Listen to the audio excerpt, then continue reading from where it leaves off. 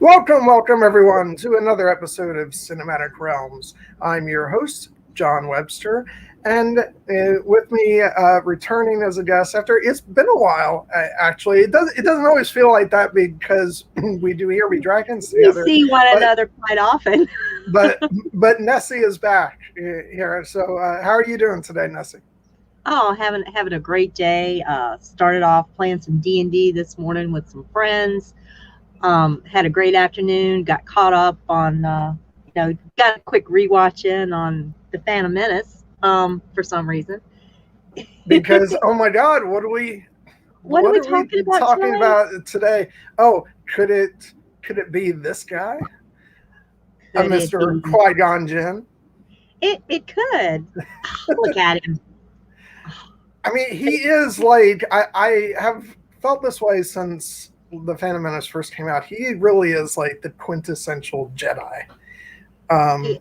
He's just that mystic, kind of shamanistic, Shaolin, Zen warrior that's just there. He's so peaceful and centered, and he only uses violence when he has to. It's just, yeah, he's just like you pull up an image of the perfect Jedi. He's not it, but he's on the next page over.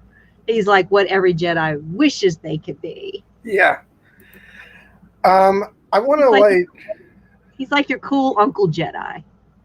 he is, and well, what was so great? I'm thinking back to like the early days when I was reading articles about the new Star Wars movie, and you were seeing like the cast list, and I remember so clearly like these professional like portraits of the actors before like we had any like footage or stills from the actual movie, because actually there was little of that like before the movie. These were the days when you could still go into you could still go into a movie and be surprised.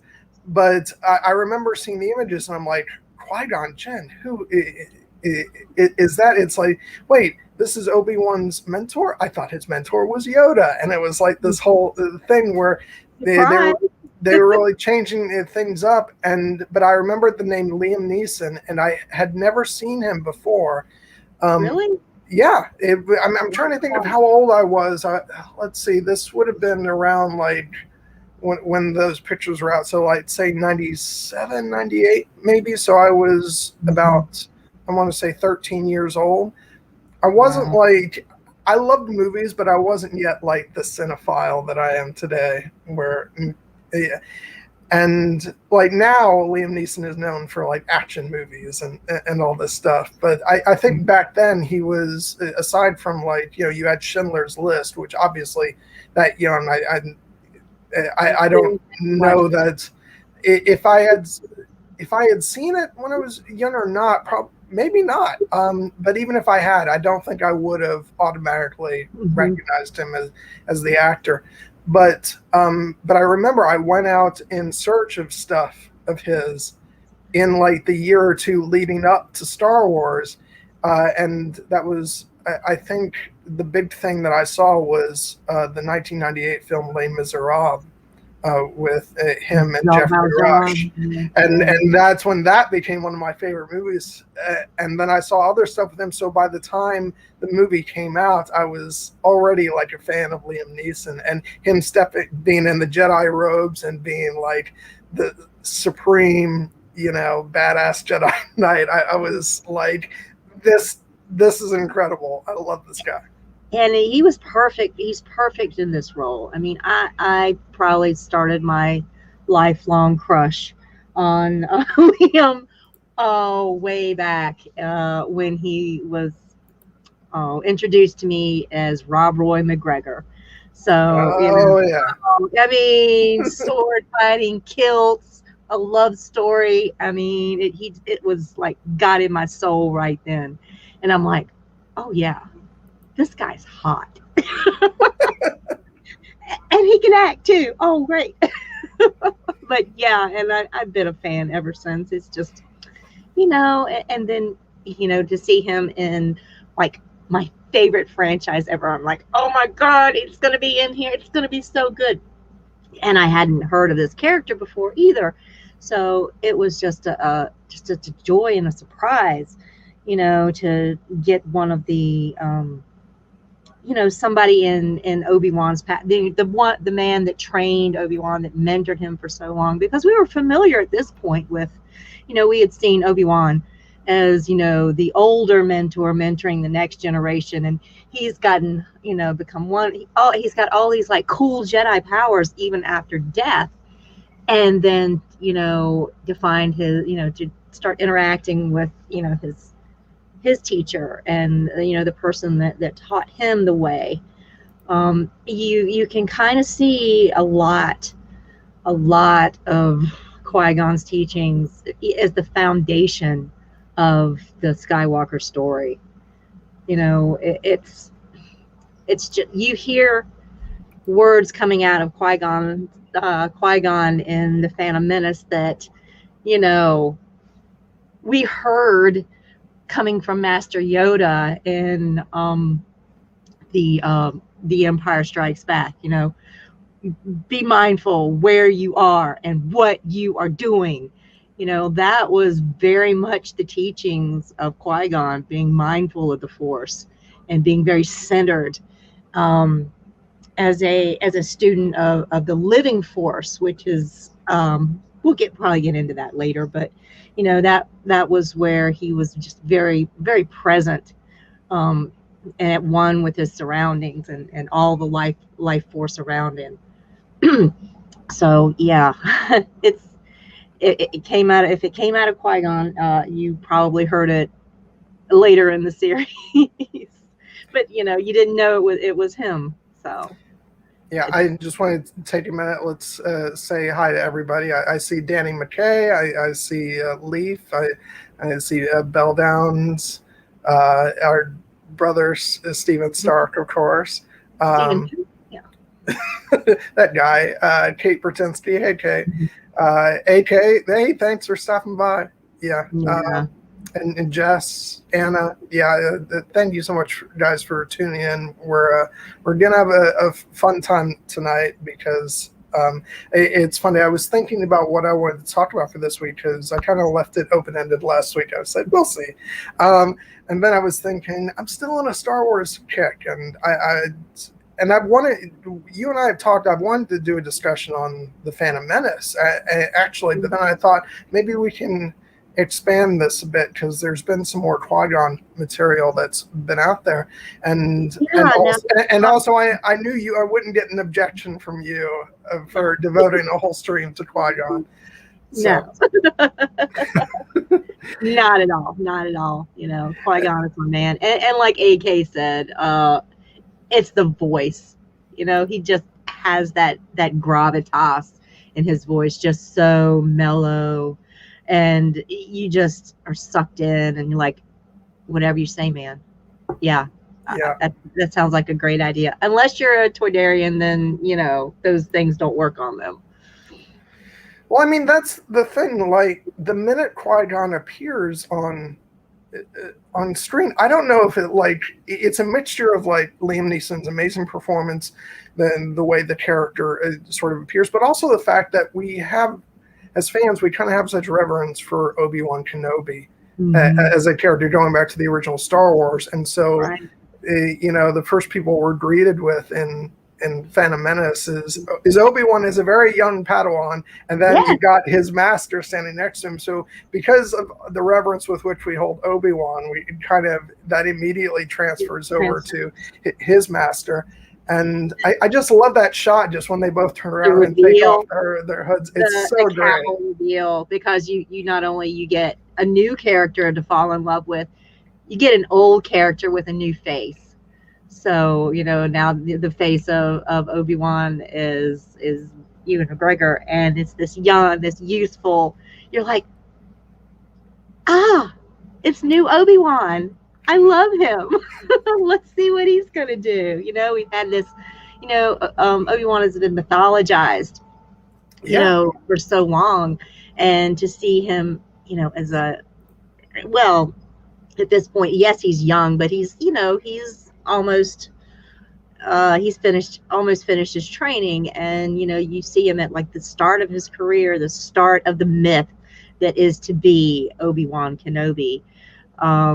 And Yeah, it's just because this the events of grand reveal, the events of Phantom Menace are what kind of place Obi-Wan into this sort of mythical status within the Order, which is why when Maul comes back around in Clone Wars, it's like it's almost striking at the heart of that. That's why I think Obi-Wan is taken so off guard, because it's his, he defeats the first Sith Lord in how long? I mean, a millennia. Yeah. According to Yoda, a millennia. The first that they poke their head out.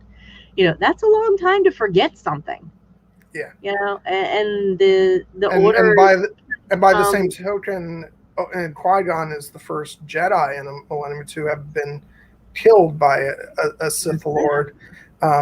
It's a major event. It's a big deal, I hear. Yeah. And the Order, however, this millennia, it's like, 1,000 years. That's like that throwaway line, but it has been longer than any living memory, including Yoda, who's a very long-lived creature. But thanks, Kate. Thank you. We will be pleased. The Jedi have kind of let their guard down about such things. It's kind of like, we've eradicated this menace, this terror that's been haunting the galaxy, our ancient enemies.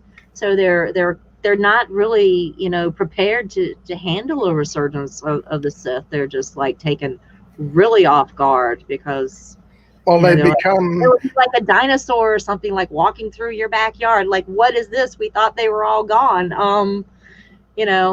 How do we handle this velociraptor that's that's terrorizing us? And I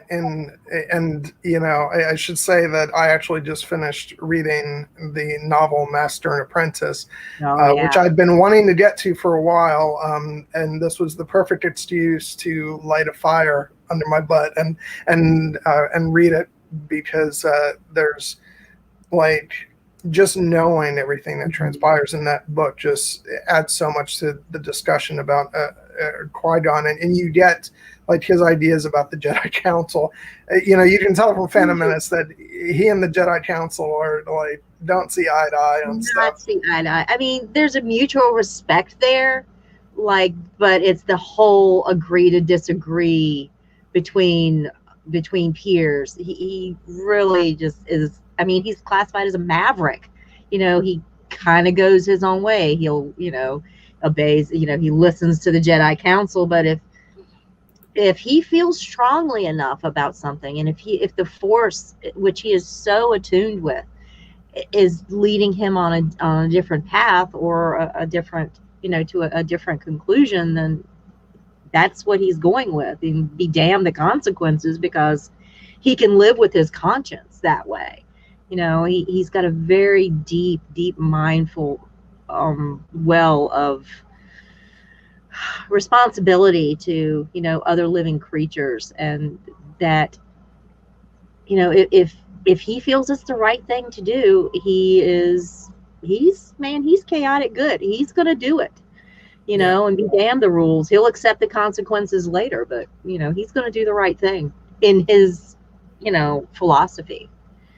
I do want to take a minute, Cassie. I did listen to some of the audio book, although I did switch back over to just reading it, because I can't help it. I love to actually read it for myself and hear the voices. I will say, like, the narrator did an amazing job with imitating the Liam Neeson and Ewan McGregor. The one complaint I have about that audio recording, and it's a stellar job, I don't want to take away from that, but his Mace Windu sounds like Frank Underwood from House of Cards.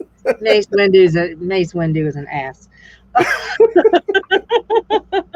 I pretty much want to slap him in every scene that he's in. I'm like, Mace, come on, man, get it together. Love the actor. Really not in love with the character.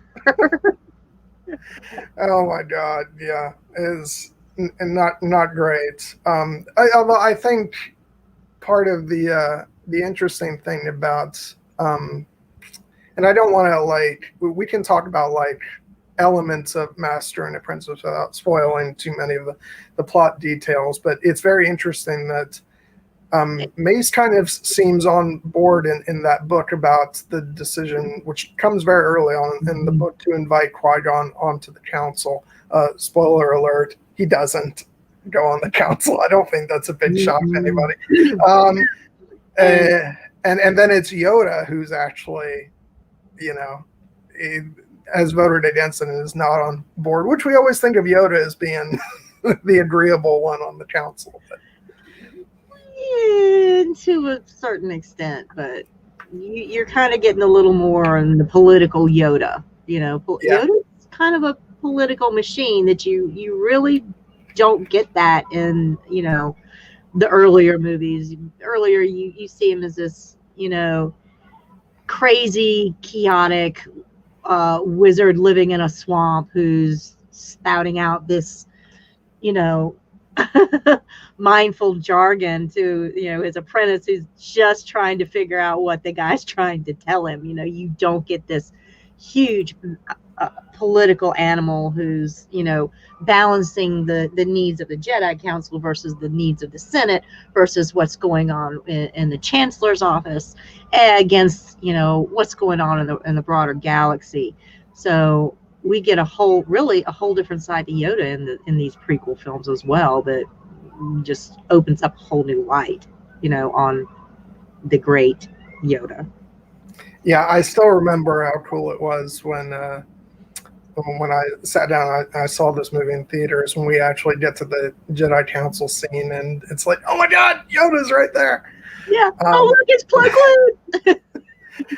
It just, and actually reading that book and revisiting the Phantom Menace today, it just reminded me of like, I know Phantom Menace is the one that gets a lot of flack from fans, but I'm not going to lie, like it was a very big and important film to me growing up, and when I saw it in 1999, I was just utterly blown away by it. I think it was like it was the first new Star Wars film I had seen in theaters, but also really it's kind of like the first big kind of science fiction like space opera that I probably saw in theaters, and it was just so epic and adventurous, and well, you were coming to this was your, I guess, like your second generation Star Wars.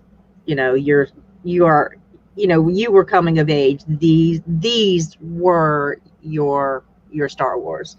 It was the new thing. It was brand new. I mean, obviously you had watched the older films, but when these came out, they were radically different from everything that we remember, from the OT.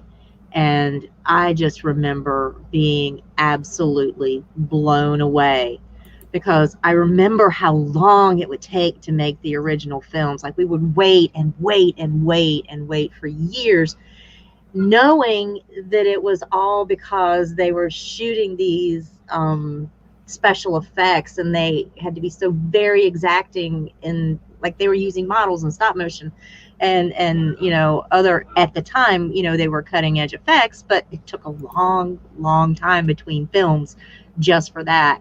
And then we get this new way of doing things, which granted, some people weren't really happy about, but you got to try new things. You got to open up new frontiers and new avenues. And this was cutting edge. It was experimental. And, some people just aren't into new things right away. It takes them, a few tries before they'll, become, oh, okay, you've got some stumbling blocks, but it's a learning curve. Yeah. And well, I think, it's not like I'm I'm not one of those people who, sort of is completely 100% in love with everything the prequels did, because I actually do have some issues with Attack of the Clones and to a lesser degree Revenge of the Sith. Mhm. But I think I was getting more jaded by that time too.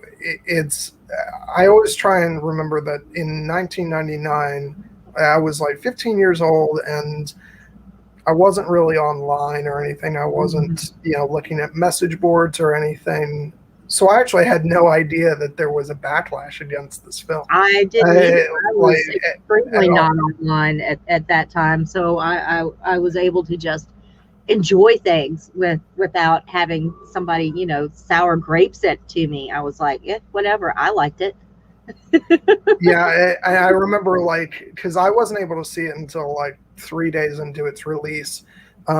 So I remember asking people, like, what'd you think? What'd you think? And uh, I remember one of the adults that I asked at school, I think it was probably one of the teachers, just looked at me and said, it was Star Wars.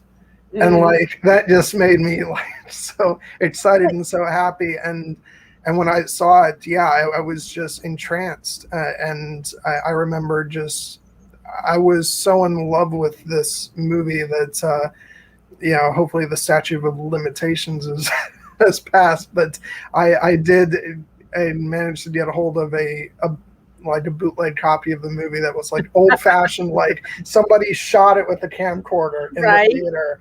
And so it was a little, it actually wasn't too shaky. But I was just happy to have the movie in any form so I could watch it at home.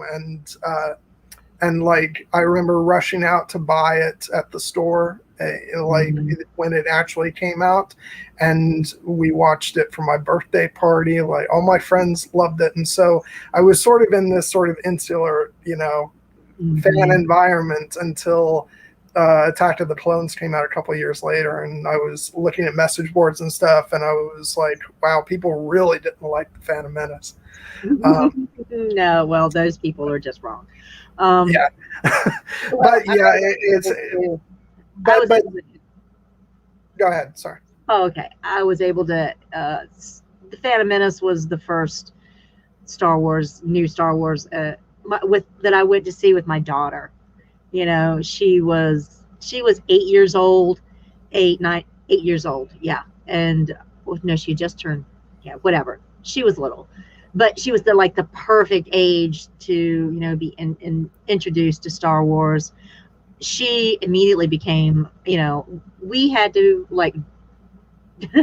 Halloween every year for the next probably 5 years. She had to be, Princess Amidala. So, I mean, immediately, she sucked into this. And it was just such a joy to pass on my love of something that, so wonderful to me, to my daughter. And it was just really, really special. So the Phantom Menace will always be special to me just for that reason, if nothing else. So, Stephen says, thank you, Stephen. Qui-Gon is the first one to introduce us to midichlorians. I think he's saying that in a negative way, but but it's true. But actually, see, that's the thing. I never questioned that. I know that was a big deal for a lot of fans. They hated the concept of the midichlorians, but as just someone who was a kid and watching this and sort of taking everything in, it was just a new part of the mythology that was just getting added in. I guess people want to retain more of the fantasy and less of the science. But it's, I don't know. It never bothered me. I do want to say, this is actually not the one that I rushed out to the store on that occasion to buy, but this was one that I bought later, which was actually the widescreen collector's edition gift set in VHS, which nice. Open this up and take out. Yeah, I will never get rid of this baby. I didn't know we were going to do show and tell with our movies, or I would have pulled mine out. Yeah, but don't you have something there that you can? Well, I mean, I do have a lovely statuette of my man, Qui-Gon Jesus, who overlooks and blesses me. It's here in my little streaming area, and he blesses over every episode that we do. So he's there, you know. He's a force ghost. He's kind of right here behind me, just a little voice in my ear.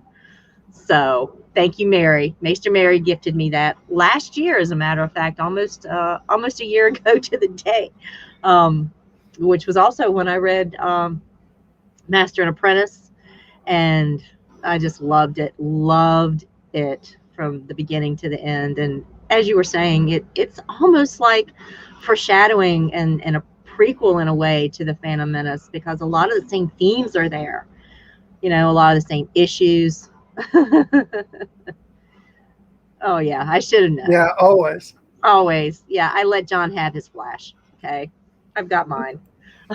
But we were discussing earlier how it's sort of, in a way, foreshadows a lot of those same themes that come up in the prequel series.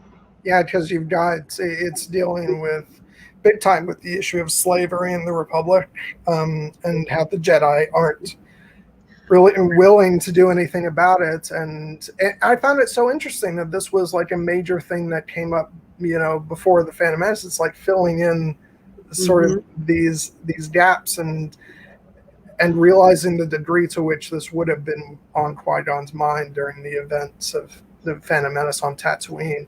And the fact that he actually spent a lot of time in the intervening years between the novel and episode 1 raising this, that he didn't let it go, that he was saying slavery is something that we should actually be actively working against. Yeah.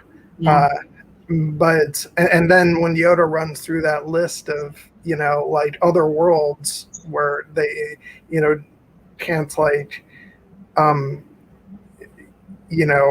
interject their own views on, but as Qui-Gon raises the point that there are human worlds who deal in sort of human, what's the word I'm looking for? Values and stuff, where this shouldn't be a thing, and we should do something about that. But it's all about the Jedi not wanting to, like, in their perspective, they don't want to overstep. They serve the Republic, and they need to do it as the Republic says. Right. And you kind of get a little background too of the corruption that's kind of at the core of the Republic at this time, with the the corporate sector and how much power they have, that will manifest itself later in the Trade Federation.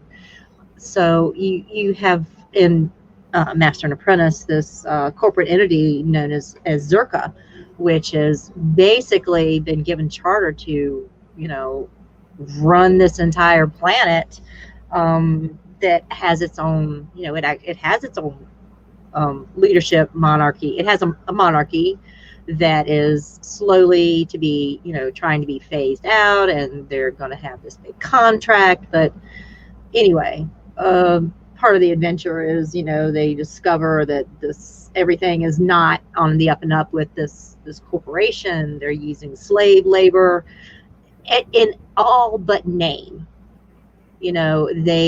It's like almost like debt slavery, where the people have been almost conscripted because they owed so much to the company that they have to pay off this debt. So it's slavery in everything but name.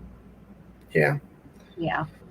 I mean, I found the whole thing rather horrifying. Now it's right. Like, they're just allowed to get away with that. And and like, I became emotionally like,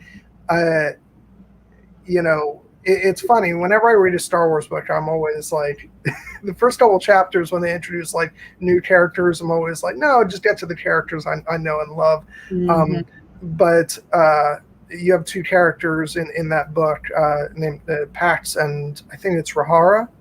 And I actually really came to care for them by the end of the book a lot. And Rahara has a story that blends in with connects with Zerka, and because she was a former slave, and Mm-hmm. and like I got so worried for her throughout that story, and I it was so well done, and it's just great to see, to keep all this stuff in mind as the story with Qui-Gon continues to play out, and and then what we got in the Phantom Menace. I did want to answer Cassie's question about the Jedi Apprentice books, which were from back in the day, and I didn't read a lot of them, but I'm pretty sure I read like one or two of them, because back then I was very much like anxious for anything that was like Qui-Gon related. I was like, no, I don't want to let go of this character. He's so great. So I do remember reading those.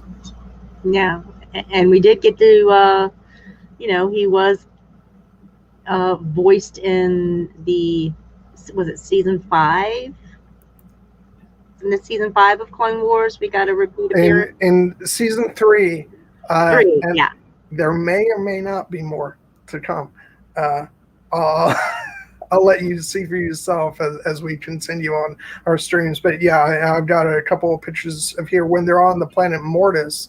Mm-hmm. Qui-Gon appears to actually both Obi-Wan and Anakin, and it's left ambiguous as to, because some of the visions that the characters receive in that episode are sort of false visions, but we're never really given confirmation that this isn't actually Qui-Gon, and I think I choose to kind of believe that it was. Yeah, I do as well. It was such a the planet which was out of time or in space or what have you. It's so filled with the energy of the Force that Qui-Gon learning had learned in some aspects to maintain his consciousness after death, which was like, thank you. Without that, there wouldn't be a lot of other things wouldn't have happened if he hadn't been able to carry on and teach others his practice. But yes, the fact that he was able to come through there, and of course on the Mortis episodes, which is just so deeply entwined with the Chosen One prophecy. Qui-Gon was there, ground zero. He found the Chosen One. That was his destiny, to fulfill, finding that, that fulfilling that prophecy, to help to bring it about. So for him to be, continuing to be present, to oversee and be involved in this whole, storyline going forward, what better place for him to, make his comeback appearance, so to speak. Well, and as we see in Master and Apprentice, he's so, he becomes so rooted in, the sort of philosophy of the Force and dealing with prophecies and right. And he's he really is the best example of how to follow the prophecies, because by the end of the book he talks about how the reason why reading into the prophecies and sort of dwelling on them, it doesn't lead him to darkness as it might some other Jedi, because he accepts that he's not in control of things, just because knowing the future is not the same thing as feeling you're in control of it, which is where a lot of Jedi go down the wrong path. And there's some very creepy, disturbing stuff, compare contrast between him and Dooku in that book. So. You mean his old master? Yeah. Yeah. So we've come to that. And in Master and Apprentice, you see quite a bit of that relationship being revealed. And in a way, they did bond over the whole prophecy, Jedi prophecies that were in the holocron in the library. That was kind of like the point in their relationship when they sort of clicked, until that point, it seemed like there was like a reservedness between the two. They didn't exactly know where to meet. Of course, he respected his master, but being able to interact and can make a connection on that personal level, it was kind of opening the door, for further learning and further teaching and their relationship going forward. So that was kind of the click that did it, was those old prophecies. And it didn't help, and it didn't hurt that he had he wasn't Dooku's first apprentice. He actually was able to have a relationship with Rael Alvaros, whom we meet. And then when we get Obi-Wan talking about how he wishes that he had somebody, yeah, to help him work through his relationship with Qui-Gon, it's so great. But I was going to say, it's interesting that the stuff with Dooku, and once Qui-Gon starts studying the holocron, the prophecy holocron, and then that sort of pulls Dooku into it. And then when Dooku says, maybe by the end, when he's like dipped into the darkness as a result of it, but then he steps back and says, maybe we've been studying it too much. And there's this element of Qui-Gon where he kind of just chooses to, I don't want to say put his blinders on, but like willfully believe that everything's okay now, Right. And it's funny because I found the parallel interesting, where that may be that's exactly the kind of thing that I think Obi-Wan does with Anakin, where he sees his darker impulses, but he focuses on the light in Anakin. And so it's interesting that Qui-Gon had that sort of dynamic with his master, and Obi-Wan has it with his apprentice. Some very interesting parallels there. All right. And also Ahsoka has those same blinders on with with Anakin as her master.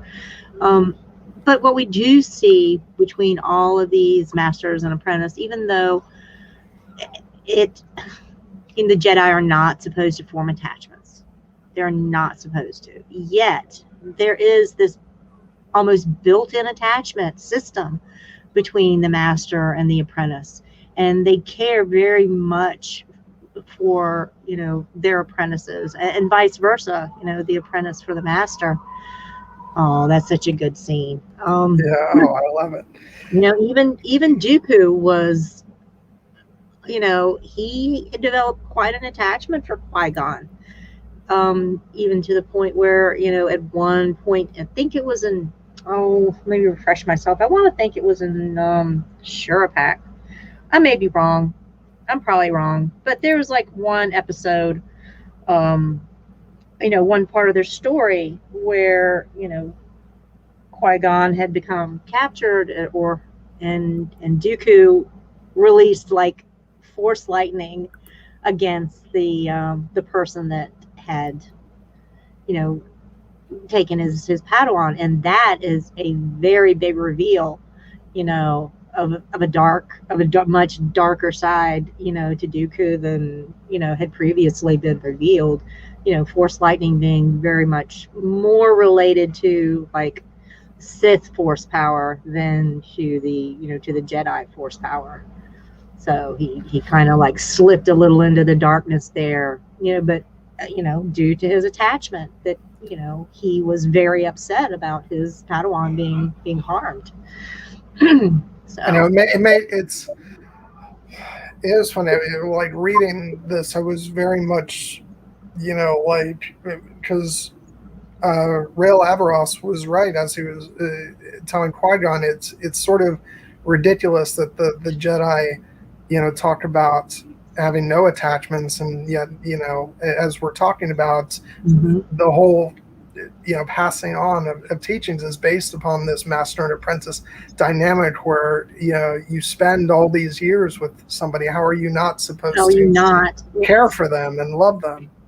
And feel protective and it's the only bond that they have is that they just develop this deep relationship with one another. They're put on in mission. They go out on missions together. They go through very, very dangerous situations together. They rely on one another to keep each other safe.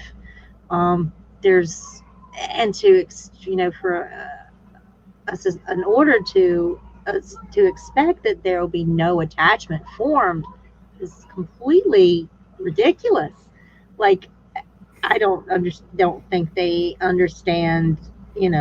I will use the term broadly when I say human nature, but the nature of organics to form attachments with one another. It's kind of built into our DNA in a way. That's how societies are formed. That's how family units are formed. It's inevitable. So to expect that not to take place, I think they put their blinders on there too. Yeah, it was just really interesting throughout reading the book, seeing it how, because like the fact that this is years before war even breaks out, but everything's in place there for things to go really wrong for the Jedi, because of the way that they conduct themselves. They have these strict rules for all of the knights and the Padawans and everything, and they're looking at the way they conduct themselves with serving the Republic, and Right.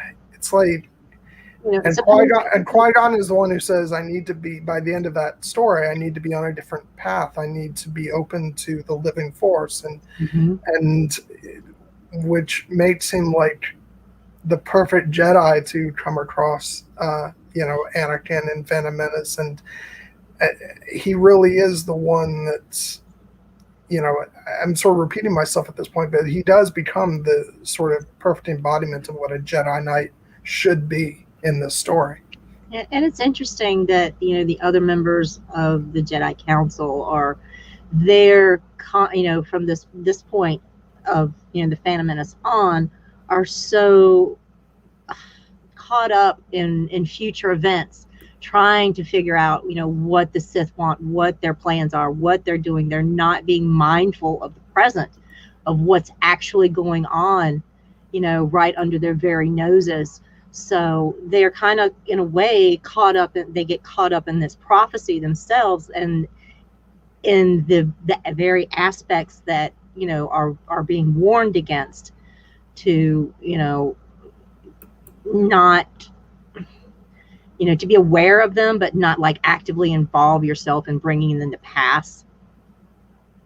And they're seeing, okay, the Sith are going to be, they're going to be destroyed. That's how they're reading this prophecy. They have determined what the outcome is going to be. Okay, well, if he is the said chosen one, then this is what we feel is the outcome: is the Sith will be destroyed, and this is our moment to finally bring them, to an end. And it's kind of not how things work out. So they put on, as we were saying, they put on those blinders, Which is why I'm going to go ahead and put this up. Patter, I know you're being your usual self, but actually you're right on, because they are very blind. And I will say, though, I found it rather kind of humorous this time around when I was watching The Phantom Menace, and you get to that first council scene, and when Qui-Gon walks out, and the look that Mace and Yoda give to each other, especially after reading the book, it's like, God, here we go again. Yeah, he's like, it's Patal all over again. Qui-Gon's gonna do what Qui-Gon's gonna do, man. Yeah. What can you do? Like, we're not gonna kick him out. Or I think he would have been perfectly fine if the Jedi Order had, because he said, I'm going to train him. There's nothing you can do to stop me from training him. Even if the unspoken words being, even if it's not within the Jedi Order. those words went unspoken, and in that council meeting where they brought Anakin for testing and whatnot. He's like, no, I'm going to train him. It's going to happen. It can either be within the order, or it can be me on my own doing my own training. So he kind of like drew that line there in the sand and dared them to cross it. And he was fine either way. He was so zen. He's like, yeah, man, it's going to happen. Unless you strike me dead right here. Yeah, it's like, and then when Obi-Wan's like, if you would just, follow the code, you'd be on the council. Follow the rules, man. Follow the rules. It's right here in Section 6, Code 5, Paragraph 13, that says he's such a by the book Jedi. And Qui-Gon said, kind of like, have you not been paying attention? Where have you been these last 10 years of our relationship? You know what I'm going to do. You just accept it. But and this is a good time a good segue to talk about the two of them quite a bit. I found it really endearing that in Master and Apprentice it talks about the fact that Obi-Wan is kept training on the basic techniques, and Qui-Gon does that, and Obi-Wan thinks it's because Qui-Gon won't let him move forward because he doesn't have faith in him, when actually it's quite different. Qui-Gon wants him to master all the basic Jedi moves, so basically he'll be unstoppable. If he knows all those moves by instinct, he'll nobody will be able to touch him, which is what happens. Obi-Wan becomes like, just, you look at Obi-Wan Kenobi and you always think he's like the perfect Jedi Knight. He's the one that we sort of have always held up as, when you think of Jedi Knight, it's Obi-Wan Kenobi, and especially, I almost talked about something from Rebels, but you're not there yet, so I'm going to hold up on, not quite yet on that. But he's just so, he's mastered all those techniques to such a degree that that's what he becomes known for, and like he excels at that. Right. He kept him to, like, in all of his other friends, Obi-Wan, I'm speaking of, all of his other friends, all of his other Padawans, their masters were teaching them, this fighting form and that fighting form, and Obi-Wan is still at Form 5, the basic level fighting style. But as you say, it's like Qui-Gon was just Mr. Miyagi-ing him. He's, come on, wax on, wax off, wax on, wax off, paint the fence, until it's like, okay. But Obi-Wan does have a point, though, because after Qui-Gon tells him, he's like, you could have just said so. Right. They're not like great communicators. As close as they became, communication seems to be a stumbling block for Obi-Wan. He doesn't say what he wants. He doesn't say, he doesn't ask. He doesn't speak out. He's like, okay, he's the master. I'm going to do what he says. This is how it's going to be. He doesn't even, it doesn't even enter into his thought process that he could ask for something for himself. So, but also another point that is really funny is that we think of Obi-Wan as this very sort of straightforward by the book Jedi Knight, and he is, but part of the reason why that's the case is because he's actually quite rebellious in his youth, and the council pairs him with Qui-Gon because he knows that in order to rebel against Qui-Gon, he'll become by the book and straight-laced. Exactly. And what was Qui-Gon say is like, never underestimate Yoda. No. It's like, oh yeah, we're gonna give Qui-Gon something special here. Because that's kind of like the nature of that relation, of the master apprentice relation. It's almost like a teenager, any other teenager with their parental figure. They're like, oh, you're just so wrong about everything. I know. This is the right way. I know everything. This is how it's supposed to be. They're like in their teenage years. It's like never in the rest of their life do they know as much as they know. I mean, when I say know, I mean like they know. They know. They know, in their teenage years, and it's just so funny that they did put these two polar opposites of thinking together to kind of balance each other out in a way. It's like, okay, Obi-Wan's like, okay, we'll do it by the book. This is by the book, Master. This is what the manual says, Master. And the whole time Qui-Gon's just, okay, Anakin. Okay, Obi-Wan. This is how we'll. But think about this. Let's try it my way for a while. I do just want to answer Blue's question right here. I haven't read the novelization in a while, but to my memory, there must have been additional Qui-Gon scenes because everybody had additional scenes in the novelization because you get like a bunch of stuff that was eventually cut out of the film, like dialogue scenes and things of that nature. So there probably were additional Qui-Gon bits. I remember enjoying the book a lot. The novelizations of the prequels are actually really good. Yeah. With Revenge of the Sith being like famous for how great it is and expanding upon like the characterization and everything. Yeah.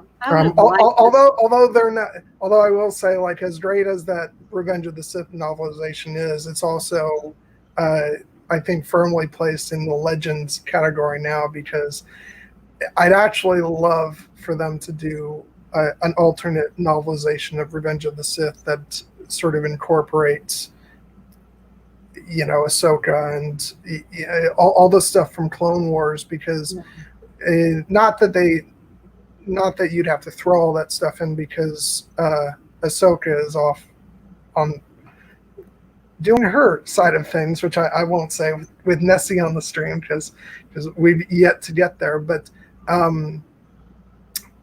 just when you're inside characters' heads, it would be nice to have an examination of what these characters are thinking with the knowledge now of everything we have from Clone Wars.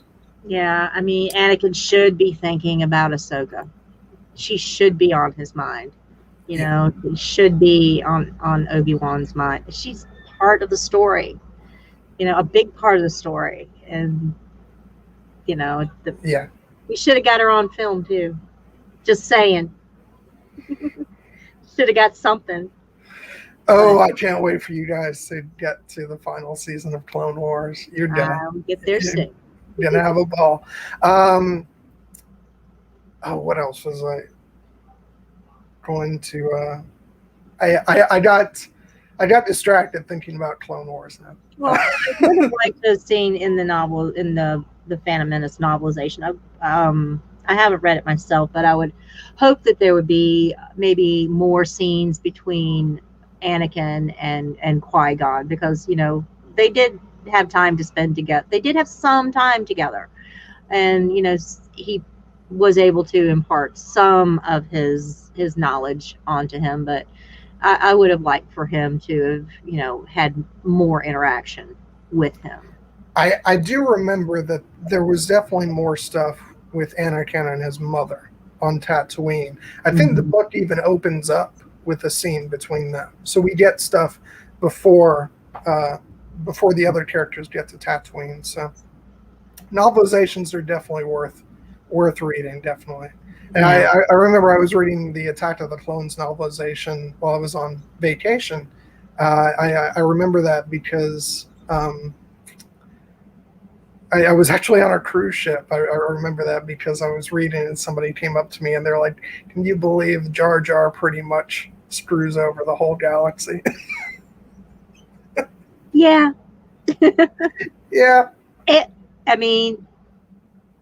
It was his destiny. It was fate. It was the will of the Force. Qui-Gon just kind of gathered him up as well at the beginning of, the Phantom Menace. their paths crossed for a reason, just like his paths crossed with Anakin for a reason. It's part of the will of the Force and how this is all supposed to play out. It's just you got to accept the Jar Jar with the Anakin if you're gonna get both.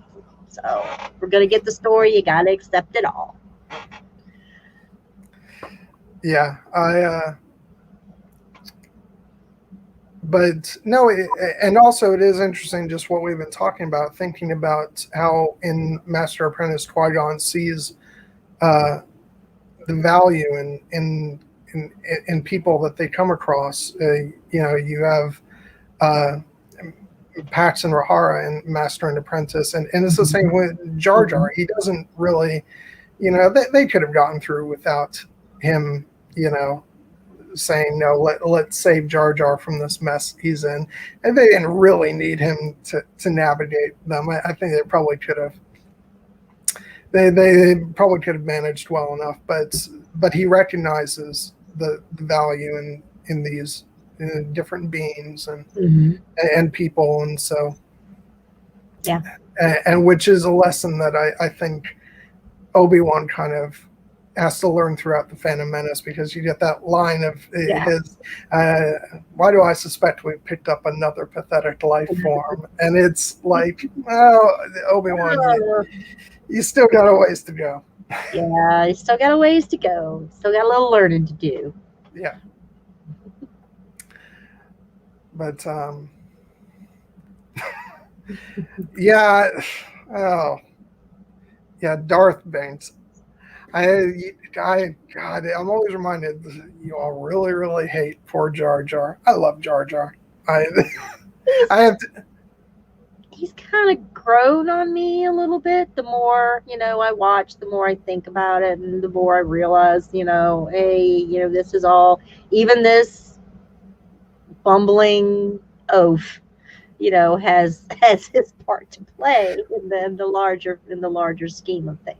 Well, I remember when I went to go see Attack of the Clones in theaters. It was, I think I went to a late night showing, and I just remember as soon as he gets out of the elevator and walks into the scene, I remember there were a bunch of people in the theater who booed at him, and then this one teenage girl who just put up her hand and was like, "Go Jar Jar!" and then a bunch of people in the theater started clapping. So he's got his fans. Yeah. I mean, everybody, maybe kind of tolerates the lovable misfit.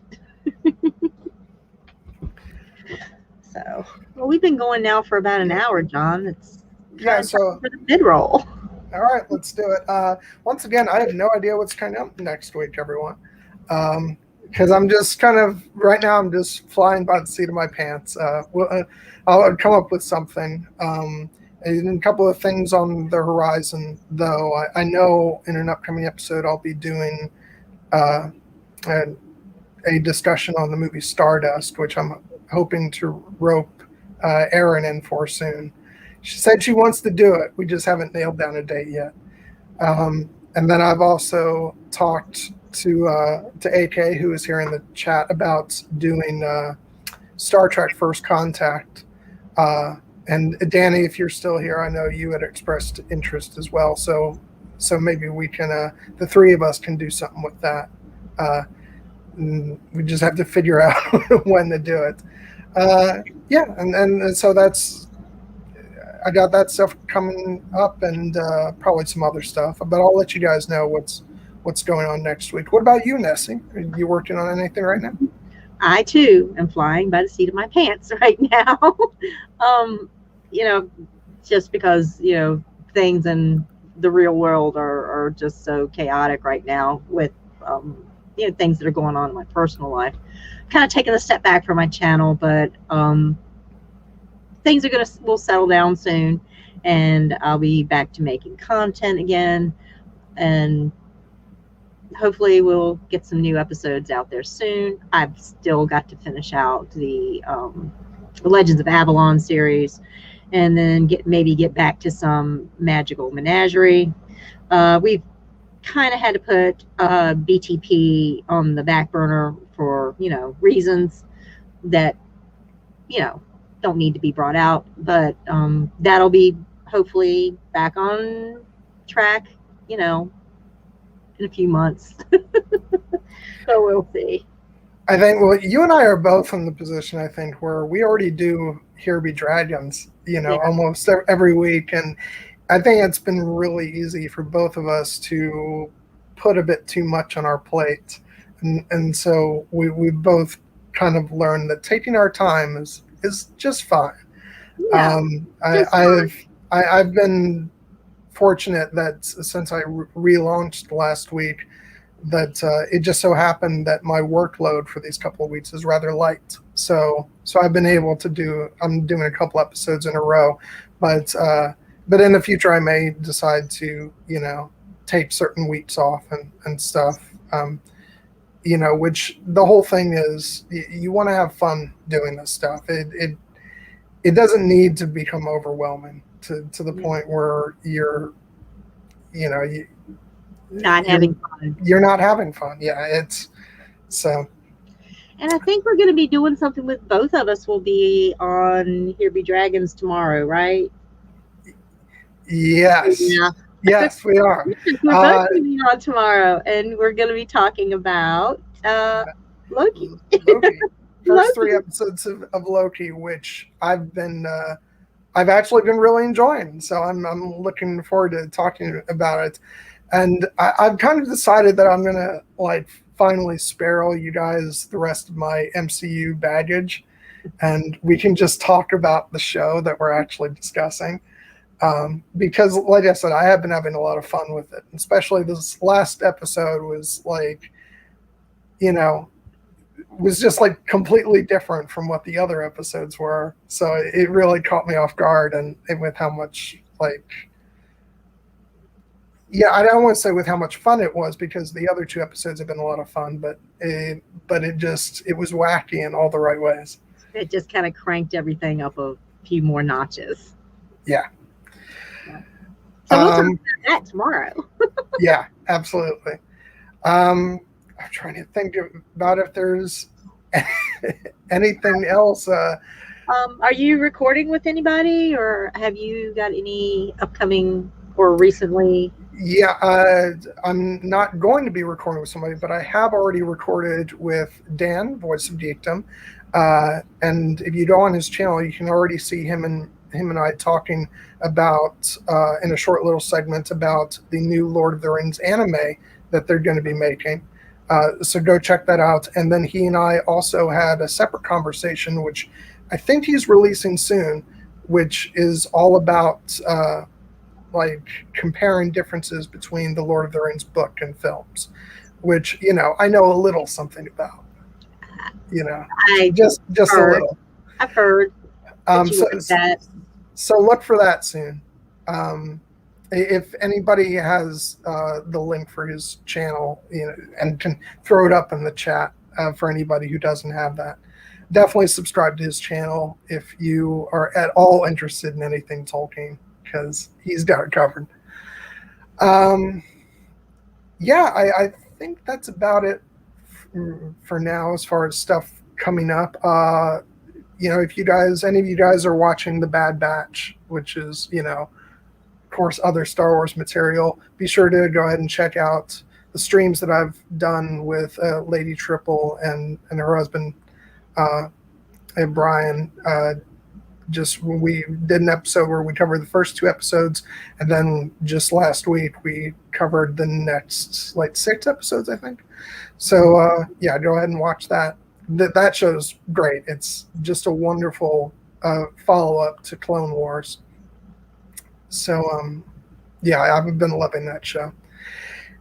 Okay, so I think that about does it, so we can dive back in. I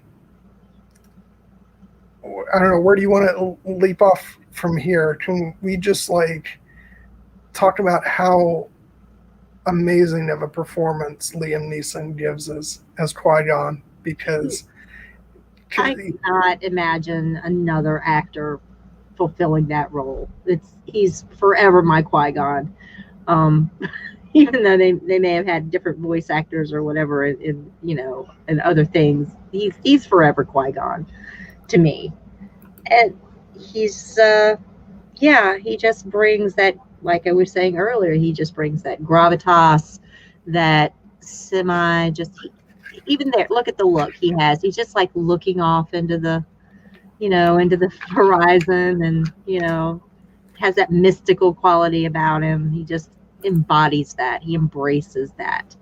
So yeah, he wears it like an old coat. It's just comfortable. He's he's a Jedi that's very comfortable in his own skin, and he just conveys that. He knows who he is, where he is, and what he's doing at all times. So Yeah, it's just something about the way he performs the role. I always felt like, and this is why, a lot of people always think I'm crazy, but I always say that the Phantom Menace is my favorite of the prequels, and it's because I think that he injects the film with so much heart and soul. yeah, he did. Yeah, he's just so charismatic in the role, and just it automatically gives you somebody to root for.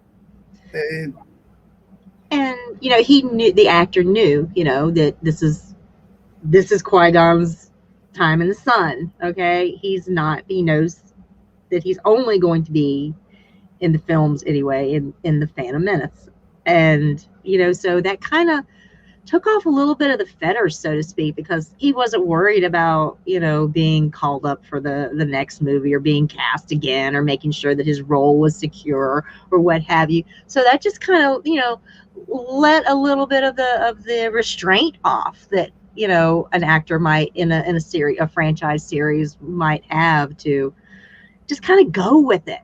Just kind of just lean into how they feel like the character should be portrayed.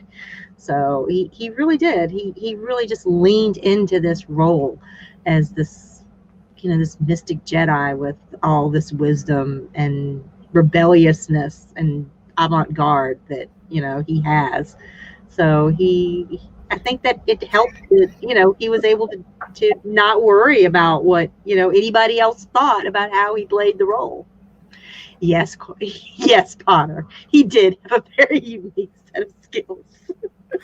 Which I have to say, like, it's my opinion that like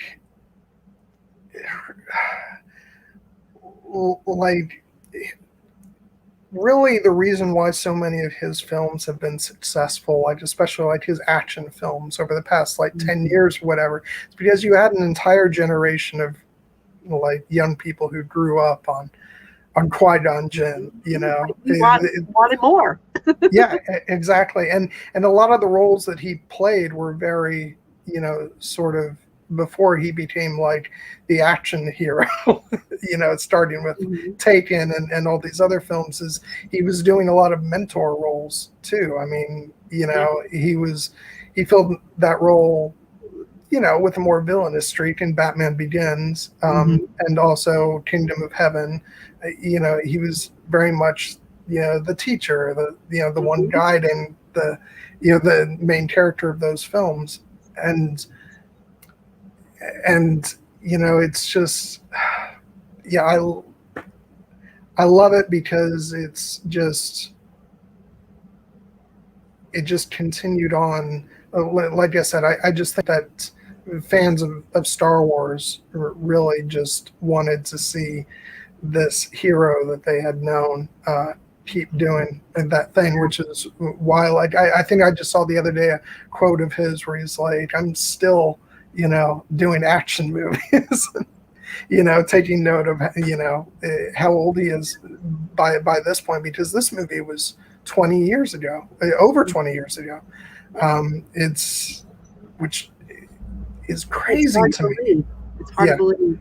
Well, when 2019 came around and they had the Star Wars Celebration and they did the 20th anniversary thing, I was like, holy crap, that movie is now I remember when Star Wars had its 20th anniversary and the special editions came out. When you're a little kid, 20 years feels like an eternity. Yeah. That's a long time. I'll never see that. That's a long time to wait for something, And this came around, I was like, oh God, no. But yeah, it's amazing to me. And it's fine, Jesse. Thanks for well, I'm glad you'll be listening, but thank you. We appreciate any amount of time you're here. I know you're really excited about this one. But yeah, I mean, Liam Neeson just brought so much to this, and it really means a lot to me that he actually came back to voice the character for Clone Wars. Yeah, I think he's looking for another opportunity. I think he was as attached to the character as we've become, to our buddy. And it made all the difference, just because. Continuity. It still would have been cool just to see the character pop up in there, but I think it lended such authenticity to hearing that voice. And on an animated series, that it was important enough for the creators to bring him in, and I'm sure they didn't have to, twist his arm very hard to do this, but it was just really, really great of it. That they were able to have that continuity. They didn't cut corners. They got the real deal.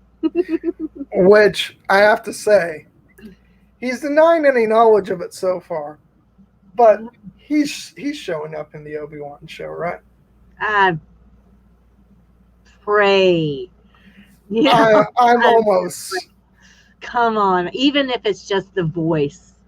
They're not going to do an Obi-Wan Kenobi show and pass up the opportunity to do a Qui-Gon, Force Ghost appearance. It's gonna happen. It's like there's no way. And honestly, ever since the whole Kit Harington, Jon Snow thing, and Ewan McGregor, when you asked about doing the show, I just don't believe actors anymore. It's like I just assume it's part of their performance that they have to feign ignorance about all this stuff. Yeah, I'm sure there's an NDA clause somewhere that they just have to abide by. So, I mean, maybe we'll get Liam Neeson, Ewan McGregor, and Hayden Christensen all in one, show. From yeah, it's a lot to ask for. It's a big ask. Well, it's the thing. Like, he was willing to come back and give the voice for an animated show. There's no way he isn't perfectly willing to do this, and I refuse to believe that it wouldn't even occur to them to do it. So yeah. I don't know of any upcoming Taken films in the works right now. His schedule may be clear. We can hope. I'm holding out hope. I'm forever hopeful for this. It's gonna happen. All I ever wanted. It's all I ever wanted in the Star Wars. Just put all three of them on the screen at the same time again. Right, just yes, give it to me. Inject it into my veins. And we were just talking about beforehand about the dynamic between Qui-Gon and Obi-Wan, and how Obi-Wan rebels against Qui-Gon by being the straight-laced Jedi Knight. Yeah. But Anakin would have felt no compulsion to do that if he had been Qui-Gon's student. I honestly believe that the two of them would have gotten on famously. As Master and Apprentice. Absolutely. And at the end of Phantom Menace 2, when Obi-Wan is he's standing up to the council, and he's fulfilling, he's using the umbrella of I have to fulfill, this was the last request my master gave. But Yoda said, I hear a little Qui-Gon, I sense some of your master in you. Which I really have to say, reading Master and Apprentice really gives more insight into the annoyance that Yoda had with Qui-Gon in general. And I just find it so funny that then Qui-Gon is the one who reaches out through the Force to Yoda, and and Yoda then becomes the pupil in that sense. It's a great dynamic, a great reversal, and I just love that about the continuing consciousness, how Qui-Gon becomes the master to all these other great, supposedly the great and wise Yoda, who is knows all, is so wise, but yet he doesn't know everything. And the fact that it's Qui-Gon that teaches him, it's just so chef's kiss. You don't know everything, little green one. I've got a few tricks to teach you. And without that, without him teaching Yoda, and he also, teaching through, being able to teach Obi-Wan the ways of preserving their consciousness, we wouldn't have the rest of the story, because their lives are cut short, and they only have so much time. They have only have so much time to to teach and impart their wisdom to Luke. So without having that added ability, the story wouldn't have continued. It would have ended, at Obi-Wan's death.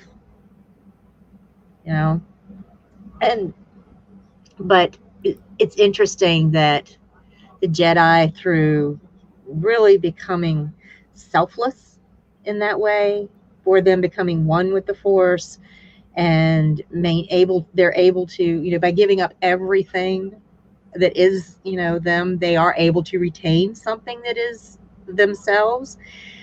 And it's what the Sith are just constantly trying to batter their way into through other means, is to achieve the immortality, to achieve living forever.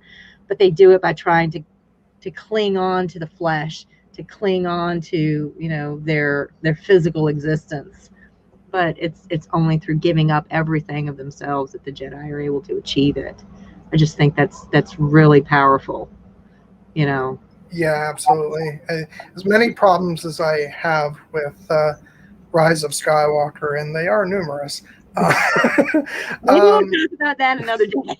Yeah, we'll get into that. But I do like the sort of implication of that Palpatine tries to cling on to his life through his spirit clawing its way to this decrepit clone version of himself, and it's just the perfect inverse of a dichotomy of showing the way that the Jedi have achieved that through the sort of peace and serenity, and everything that the Sith do is so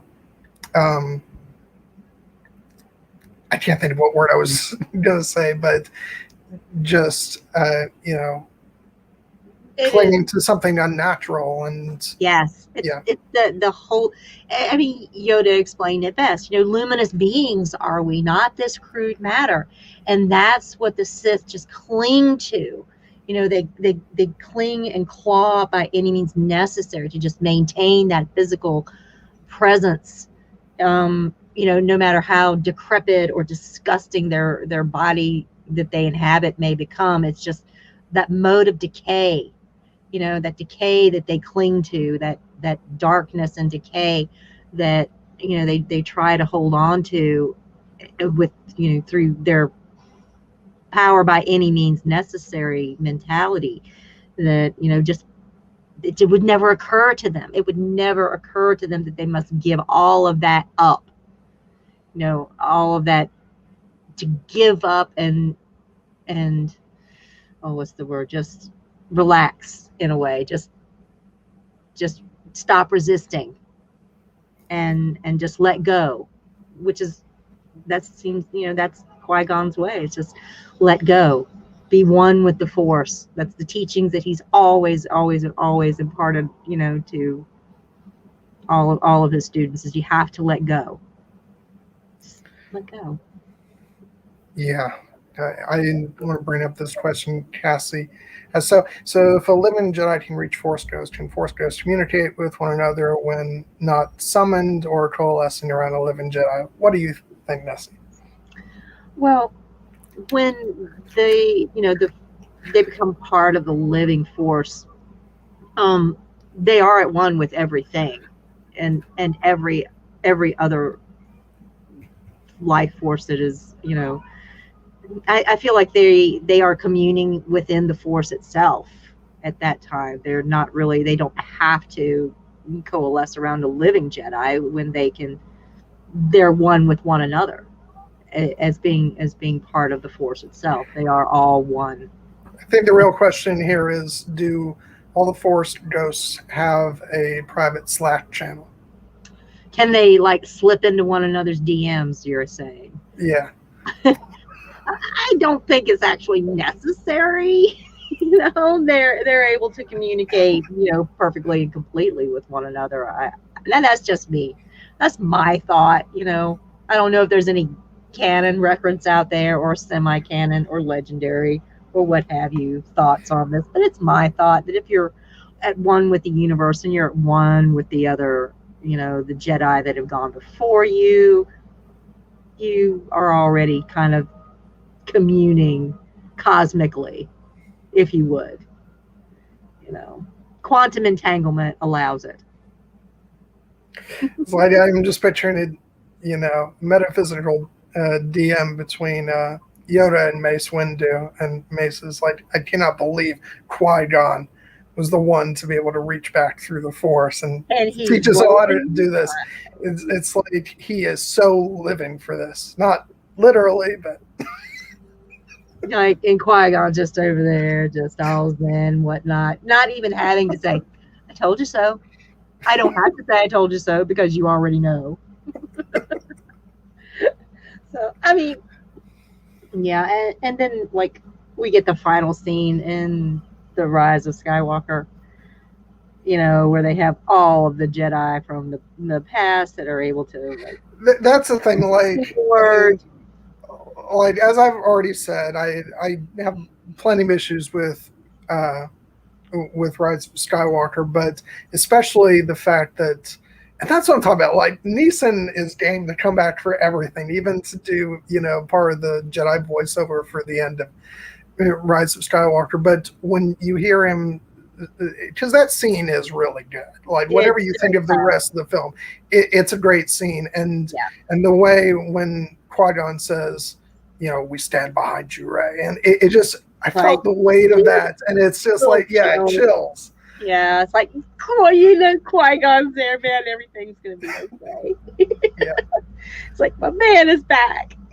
Well, and it made me realize what an impact that character and the prequels, overall kind of had on young me, that I can have my quibbles with, certain filmmaking decisions. I have lots of complaints about Attack of the Clones in particular. There's some things that, just from filmmaking perspectives, that I've never completely sat right with me, but the world that Lucas created within those films and then was built upon with Clone Wars and everything else, and those characters, I realized how much that all meant to me. The fact that it came back in that way with the end of those sequel films, and having Qui-Gon there in that moment just sent so many chills down my spine that I was like,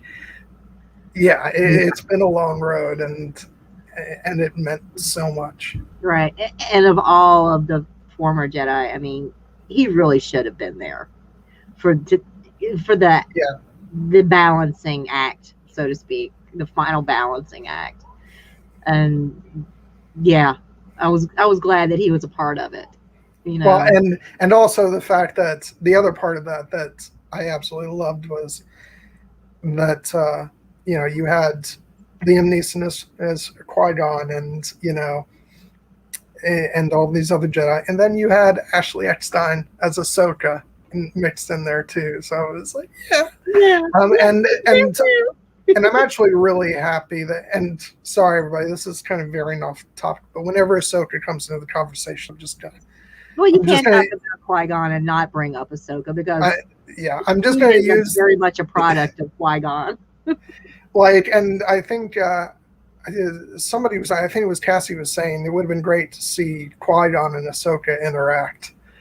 Oh, And like, this is why I think Star Wars should actually do like an alternative, you know, like alternate timelines storytelling, not as like canon, but just allow authors to do some like what if stories. mm-hmm. I think would be really interesting. But what I was going to say was the fact that I was really very happy that they did that scene with all the voices of the Jedi before we got to Mandalorian and Rosario Dawson coming on as Ahsoka, because I don't have any issue with her performance as Ahsoka, and I'm looking forward to the show, but I was really happy that Ashley Eckstein got to do the voiceover for that moment, because she has owned the character of Ahsoka for so long, and it was just great to hear her mixed in there with the other Jedi.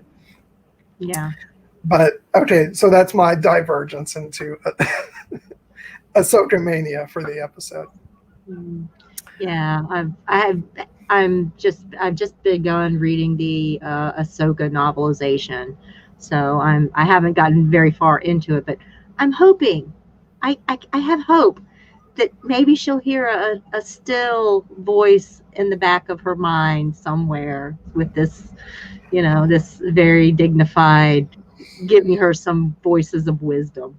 I have hope. So you've started reading that book, so you've gotten a taste of Mm-hmm. of Mandalore and all that stuff, because the author E.K. Johnston, who got to write that book, that was back before like anybody had any notion that they'd actually get to go back to Clone Wars. So this was them like dropping just little things about what the end of that story was going to be. So but yeah, I've read like a little bit of the beginning of that book, but I haven't gotten the chance to like fully dive into it. Get into the meat of it. It's coming up soon, definitely. Like, guys, if you guys aren't reading, the new, I say new Star Wars books, that the not so new anymore. They started the new canon. What was it, like 2 years ago? No, back when Force Awakens was coming out. So they started everything over back in 2015, I think. But I know a lot of people got really upset about the, taking all the prior stuff and making that Legends and all that. But honestly, they've been doing some great stuff with the Star Wars canon novels and stuff. You've been reading the Padme series, haven't you, John? That is so great. And those books are fantastic. Just because, especially as I've been getting back into prequel era stuff and rediscovering my love for the Phantom Menace, because she is the protagonist, of Phantom Menace. Yeah. I would argue that I think Qui-Gon is kind of the heart of the movie, but Padme is without a doubt the driving force of the film. Yeah. And it's just great to see her, her character in more detail, as well as the handmaidens. It's well-deserved attention shown on those characters, and And actually, because they've done 2 of them so far. The first one was called Queen Shadow, which was about the time between Phantom Menace and Attack of the Clones, when she's becoming a senator. And then there was a prequel which took place right before and during the Phantom Menace. Mm-hmm. And the third book, which takes place between Attack of the Clones and Revenge of the Sith, is coming out in November. So yeah, that's gonna have some meat to it, I think. that's going to be really good. Yeah. Any Qui-Gon appearances in any of those? In the second one, Queen's Peril, because it overlaps with Phantom Menace. So you do get, and there's even some stuff from his point of view. Okay, awesome. Yeah. In all actuality, that book is really kind of like a prequel and happening at the same time kind of thing, of the Phantom Menace, rather than just being a Padme book, because you actually get not just what she's thinking about, but also you get little sections that are from like Qui-Gon's point of view, Darth Maul's point of view, Palpatine's point of view. So, yeah.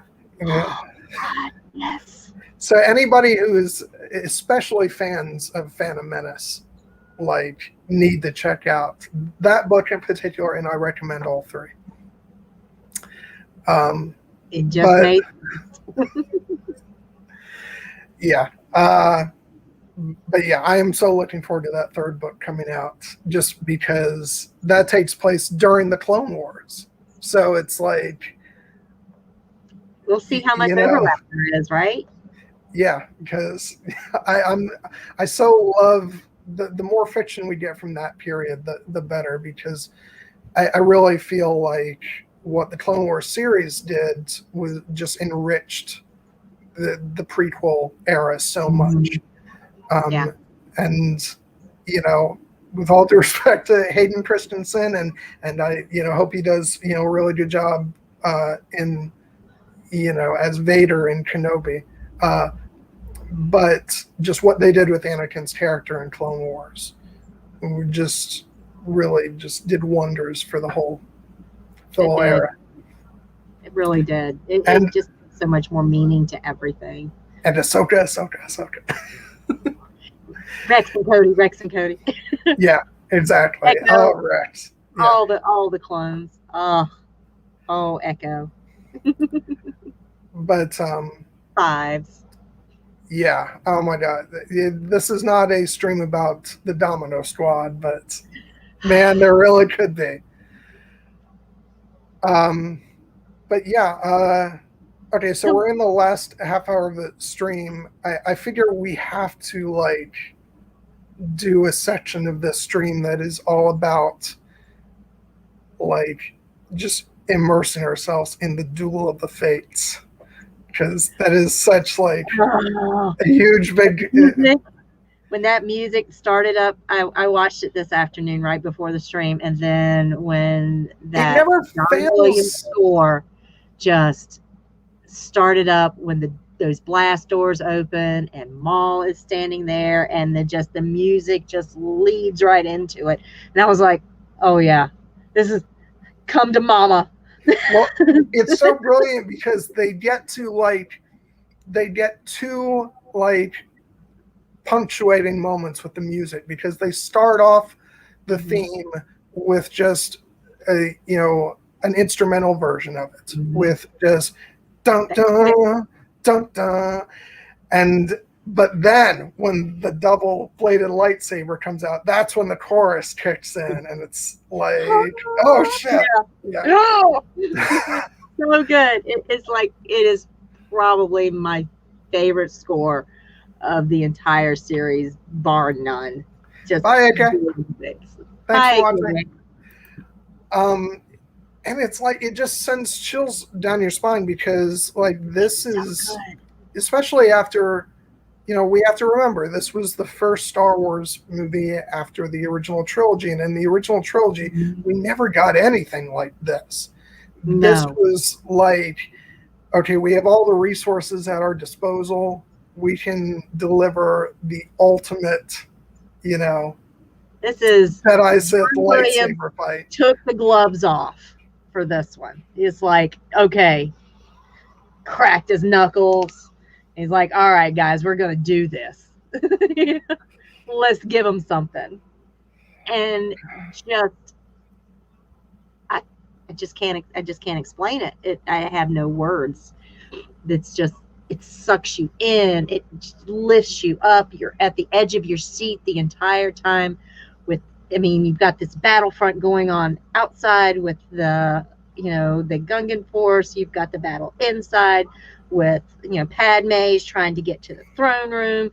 And then you've got this other battle going on with the Jedi versus the Sith. And they're just cutting back and forth between one and another. And it is literally, it is a duel of the fates. How is this going to play out? What is going to be the outcome? Everything revolves from here. The rest of the story, comes from what happens in these moments, in this film. And it just, John Williams outdid himself with this. I just hats off to this man who's given us so much beautiful, moving, spiritual music to this series.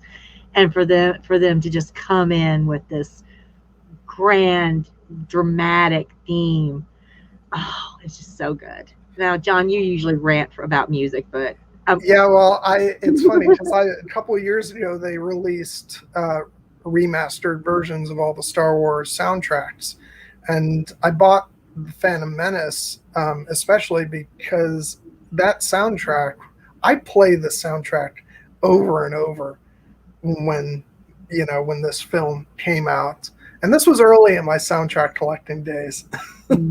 But I have this.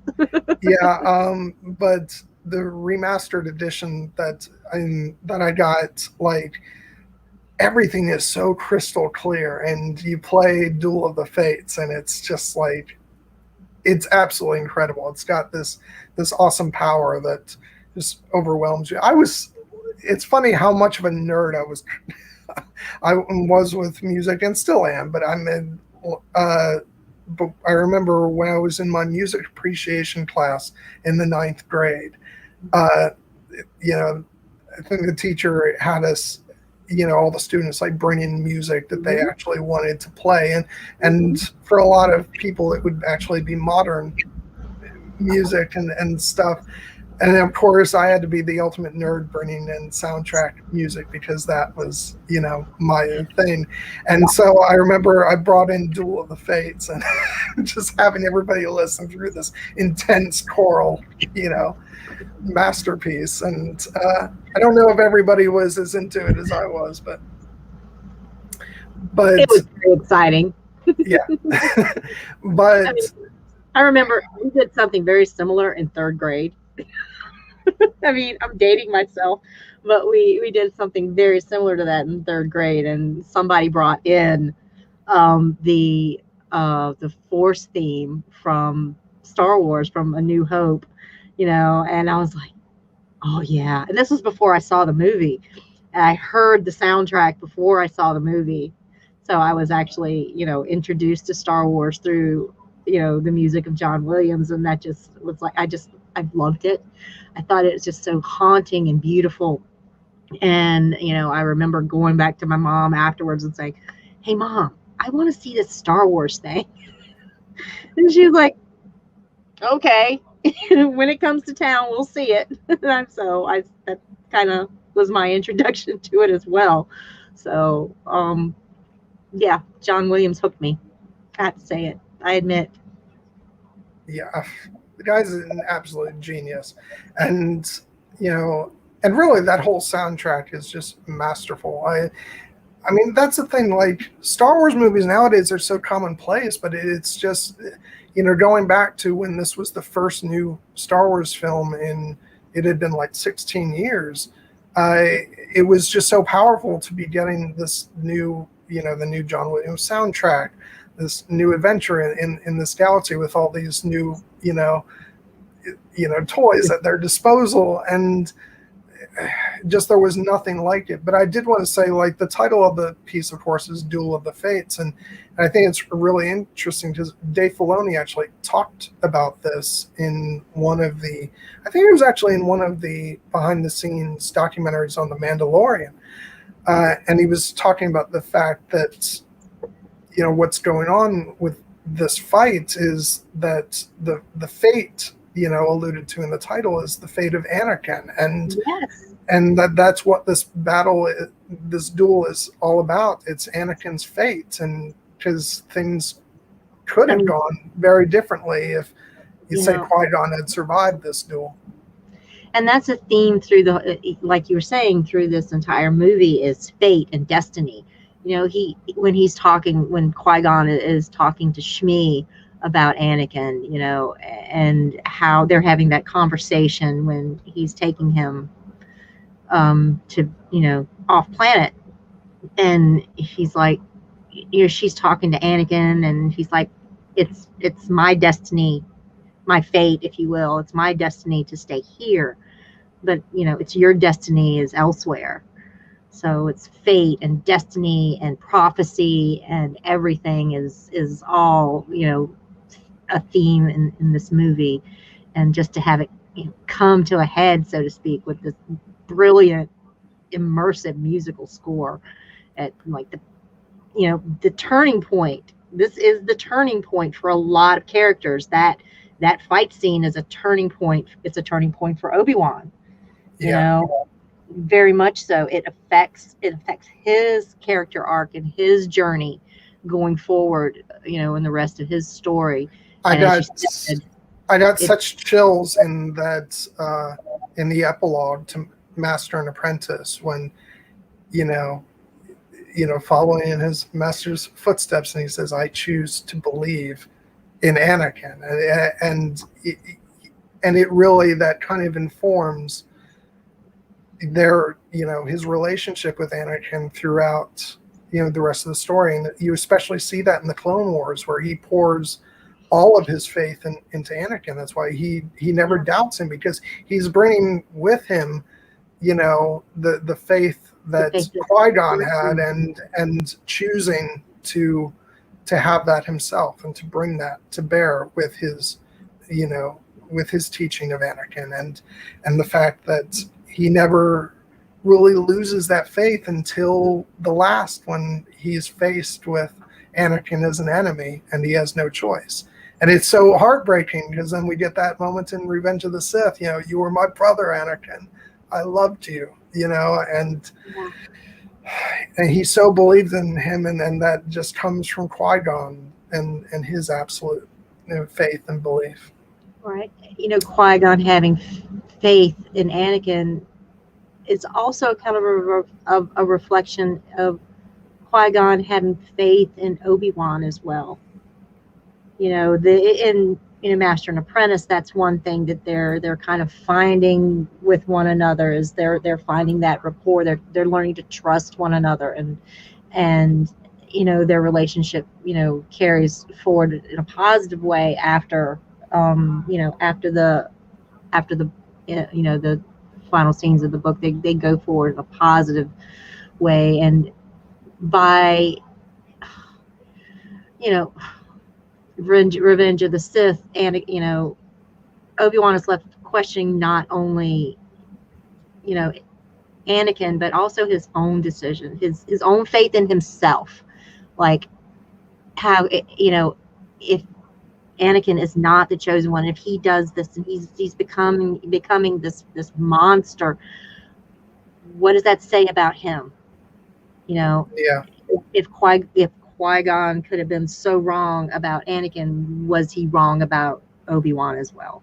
So, you know, he's not just harboring all these doubts about, you know, Anakin, but also about himself, and, you know, his place in the universe, and what he's supposed to do. So, you know, it certainly explains, you know, why he goes to Tatooine, you know, to. I'd really love to get Obi-Wan's point of view when, you know, the story reaches its end in Return of the Jedi, and he sees his faith redeemed. Yeah. It would be interesting to get that perspective from the character. I mean, other than which, like Force ghosts smiling at one another while, Ewoks are cavorting around, yub-dubbing it up, but to see him and Yoda and, Anakin all there as Force ghosts together, that's just, kind of a little redeeming moment there. It's got to be, Obi-Wan's kind of got to be a little happy about things like, we weren't wrong here, elbow Yoda. See, I told you. Qui-Gon was right. Should have had faith. And Yoda just rolling his eyes like, faith, okay. You had your doubts, my dude. You had your doubts too. Yoda's like, freaking Qui-Gon, just keep feeding that ego. Yeah, Qui-Gon. Hey, Qui-Gon should have been a Force ghost there too. Just saying, but he wasn't part of the story yet. So yeah, but the reason he's not is because he'd just be spending the whole time elbowing Yoda. You're like, huh? See? See? Yeah, told you. Have faith. So those are some things I look forward to seeing in the Kenobi story, because we know, this is at a time when he's got so many doubts about everything. He's broken. He's questioning everything that he ever knew, and his faith in himself, his faith, his faith in the Jedi Order is destroyed. I'm really looking forward to seeing where we go from here. Yeah, it's because you're right. That is like, it has to be a low time for Obi-Wan, because he's, everything has come crumbling around him. Yeah. Oh, God, that's going to be so good. Now I'm just super excited about that show coming out. Yep. Really excited. The new live actions that we've been getting have really just been bringing together a lot of unanswered questions, and bringing back some beloved characters, answering some questions, really diving into things that were sort of missed in the original series. So it's good to see. It's good to see Star Wars exploring a lot of these other themes, other than, yay, the Skywalker family is going to always come out on top, and everything is always, it's going to be great. It's good to see these stumbling blocks as well, and how these powerful beloved characters are dealing with their crises of faith. I think the chat is just becoming one long patter troll. Yeah. Oh, yeah. Well, he does bring up a very interesting thing about the duel. It's like, yeah, the move. Okay, can we talk about the move, the Obi move? When he's hanging there and Maul is just over him and just back and forth with that red lightsaber, just menacing him like he is, and he centers himself and he pulls that maneuver perfectly. The maneuver that unfortunately Anakin is not able to repeat on Mustafar. Yeah, well, that's the thing. Like, Obi-Wan is constantly learning and adapting. Like, he's not going to fall for that move, because he executed it on Maul, and likewise. I can't talk about this yet. Never mind. Forget it. Don't worry. We're gonna just call that maneuver. There's the Holdo maneuver. This is the Obi maneuver from here on out. Okay, and he mastered it. He invented it. Yeah. Yeah, but so basically, he's never gonna let somebody, one up him. He's constantly adapting and learning, and yeah, it's just. Oh, Anakin, you should have known better. But, Yeah, no. yeah. But he didn't see him perform that maneuver before. That was off screen. He was elsewhere, like blowing things up in a ship. So, he didn't get to see that excellent, execution. But it was really cool. It was really cool. Yeah. And then we get and that. Both of them seem to get cut in half, and both of them come back with, mechanical legs. So seems to be a Sith thing too. Like, you cut us in half, we're gonna come back again. It's like Obi-Wan, haven't you learned that you should really finish the job? Finish the job. Don't do half the job. Do all of the job. It's like, I know you love him, but just get over there and deliver, a final blow. But if he had, that'd have been it. That'd have been the story. Yep, that's true. Yeah. But then of course, after the fight with Maul, we get that final moment between him and Qui-Gon, and it just, what I actually want to step back for a moment. Like, is that moment where Maul, stabs Qui-Gon ever not gonna make you just gasp for air? I know. I'm like, that wasn't supposed to happen. Like, and the thing is, I knew it was going to happen going into the movie as well. On the one hand, for one reason, you don't hear about Qui-Gon in the original film, so obviously, he's not going to get very far. But the soundtrack actually has a track called Qui-Gon's Noble End, which kind of gives it away. So going into the movie, I knew he was going to die, but that moment still caught me so off guard, because you come to love that character so much, and it's just like, no, he's not supposed to die, but of course he has to. Yeah, he has to. He has to die for the story to to carry forward. And it's not about his death, is not what his story is about.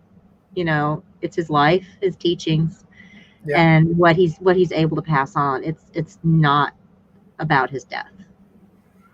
However, it came to pass. The death of his physical body was definitely not the end for this guy, but his teachings live on, in Obi-Wan. They live on in Anakin. They live on in Ahsoka. They live on in Yoda and Luke. So, and in a way, they live on in Ben, and they live on in Rey.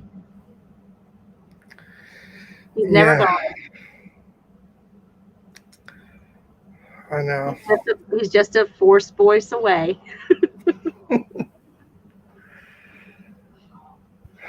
Yeah, I know we're getting near the end, but it's like, I just have to say, it's just amazing to me thinking back to, how long ago now it was since Phantom Menace came out, and the love that I had for this character just pretty much immediately, and the fact that it's been so long now, but it just feels like that character has such a great legacy, and we're still now getting, we're scratching the surface now and really getting, starting to dig into that character's history, and because we just got that book 2 years ago, and it was great. I love getting to dive into the relationship between him and Obi-Wan, and his own history. I was eating up those little sections with him and Dooku, just because that's not something I ever really expected to get. No, and it just kind of lends a little weight to the scene in Attack of the Clones where Dooku is speaking with Anakin and Obi-Wan. And they're and Qui-Gon comes up in the conversation. Yeah. These are two men who probably knew Qui-Gon better than anyone. His master, his apprentice, and they're having a conversation about the ghost in the room, so to speak. Each of them, have from a different point of view, believing how Qui-Gon would have stood on the issue. Which actually, it's funny because you watch that scene, and especially once you get more background, about Qui-Gon and Dooku, you almost want to believe, that he's sincere throughout the scene, but of course he's not.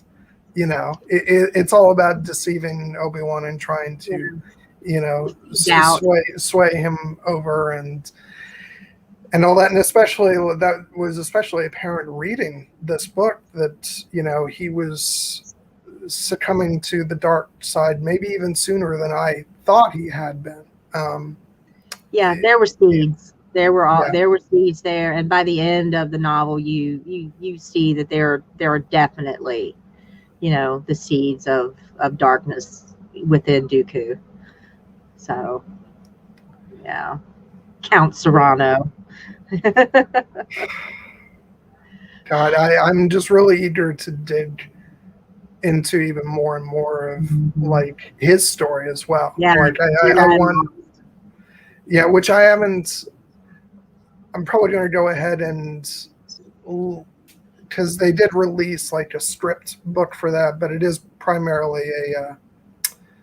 an audio drama. So I'll probably listen to that at some point soon, because I do have to say, like, Lucasfilm is knocking out of the park with their audio books and audio dramas, because they do a really good job. My quibble with Mace Windu's voice and in the audio version of this one notwithstanding, the rest of it is fantastic. You got like music, sound effects, like when the narrator is describing a battle, you actually feel like you're watching a battle, or at least listening to one.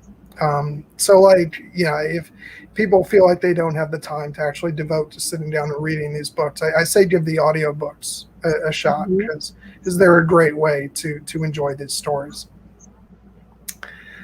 I don't know. Any closing comments about Qui-Gon, Nessie? Well, I am gonna dive into probably Jedi Lost, so that we can. I feel we'll probably get some Qui-Gon flashbacks in that. I haven't read it yet, but just considering that Rail, his other apprentice, his other former apprentice, is part of that story, and he just had this encounter with Qui-Gon, and the neck that follows the story of Master and Apprentice. So we're probably going to get at least some more insights into their relationship, as well as his relationship with Rael. So yeah, I kind of look forward to gleaning, some kernels here and there, to kind of flesh out the rest of the story. See what we have coming up in the live action. Just a little more, just a little bit more. It's always good. Yeah. I do want to say, like, following it more on our discussion about the book Master and Apprentice, I highly recommend it, because aside from just shining a light on a lot of stuff with like Qui-Gon, Obi-Wan, Dooku, and other characters, it was just a great story. It really was. Yeah, I mean, I got like really like my blood pumping, by the end there with all that. Like, I won't say, in detail plot-wise what went on, but it got really exciting and surprising, and went in directions I didn't expect. So we find out why Obi-Wan hates flying. Exactly, which is so hilarious. So if for no other reason, read it for that, because that's really funny. But yeah, it's a great book, and I feel like I'm about to. One of the great things I was telling you, Nessie, about reading that book for the stream was that I kind of had to force myself to read at a pace that I haven't for a while. And so now I feel like I'm ready to get back into, knocking through these Star Wars books. And I'm really excited because there's a lot that I have on my list that I want to read. Yeah. But yeah, so in closing out, we'll just go ahead and talk again about what's coming up for us.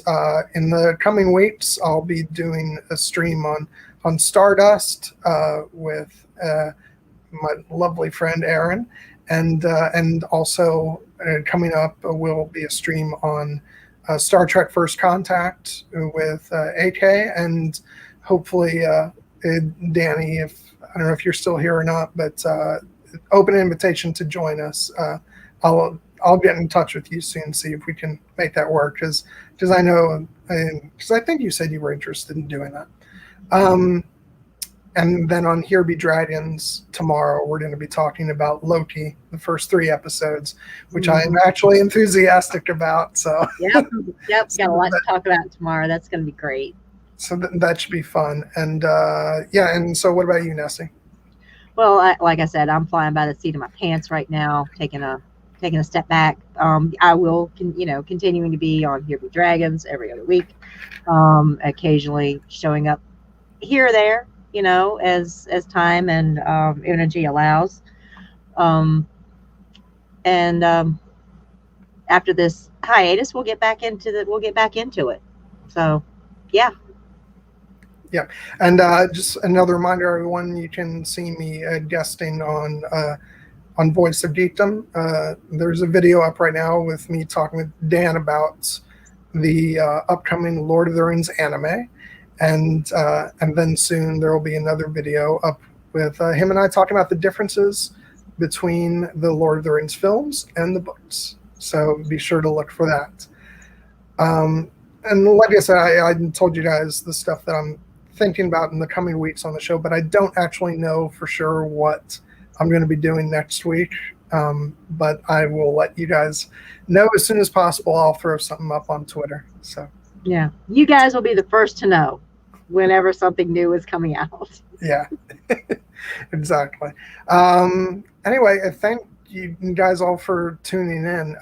I'm really, getting back into the swing of things. Obviously, things have changed on the channel. For personal reasons, Amy had to step aside, so I'm just getting used again to doing this without her. She honestly made my job a lot easier because, as you all know, I don't like to talk that much, and she absolutely loves to talk. So I'm having to get used to all this again. But yeah, thank you all for tuning in and listening to us talk about Qui-Gon, one of my absolute favorite characters in Star Wars, and Nessie kind of likes him too. Yeah, I got a little bit of love for him. Yeah. Anyway, thank you guys, and I hope you have an absolutely wonderful night, and see you next week. Bye. Bye.